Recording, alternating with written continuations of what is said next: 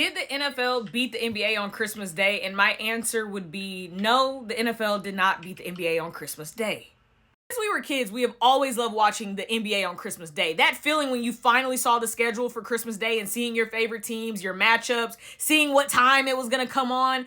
We have always loved that. Don't get me started when we used to always have some type of finals rematch on Christmas Day. Y'all remember when it was the Cavs and the Golden State Warriors back to back at that time when they were in the heat of those finals battles and Christmas Day would come where we got a rematch. That feeling of NBA on Christmas Day is why what LeBron said is very much true. I love the NFL, but Christmas is our day. And to me, it will always be the NBA's day. The people in my comments that are going to say, well, how could it still be the NBA's day if the NFL has beat them in numbers when they do have Christmas Day games, and especially with this one being on Netflix for the first time, that they hit record numbers. Now, that is true. I am not refuting numbers because numbers don't lie. Did the NFL Christmas Day games on Netflix reach 65 million in the US?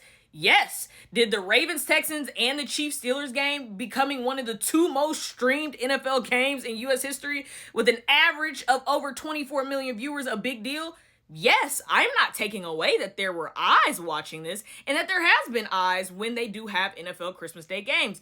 But I would still refute that the quality of games does matter on Christmas Day and not necessarily all the time when it comes to the viewership. I am not saying numbers lie, because numbers do not.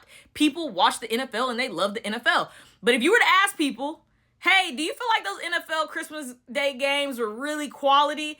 They most likely would tell you no. Another thing that I'm sure a lot of people will admit as to why they were on Netflix watching those NFL Christmas Day games is because they wanted to see Beyonce. I too wanted to see Beyonce, all right? I'm also sure a lot of people will admit that they weren't really watching the Steelers and the Chiefs or really watching the Ravens and the Texans. They were waiting for Beyonce to come out for her halftime performance. It's really that simple. I'm sure there's a lot of people who will admit it because the games were not of quality. They just weren't. But that halftime performance, that was getting almost a Super Bowl halftime performance in a regular season.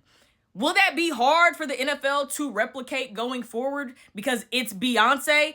Yes, but it does give them their own lane when it comes to Christmas Day games now on Netflix where, hey, maybe your theme, your narrative, what you're known for on Christmas Day may not be the games, but it can be the halftime performance because I do believe that is what it's going to be known for going forward, especially on Netflix.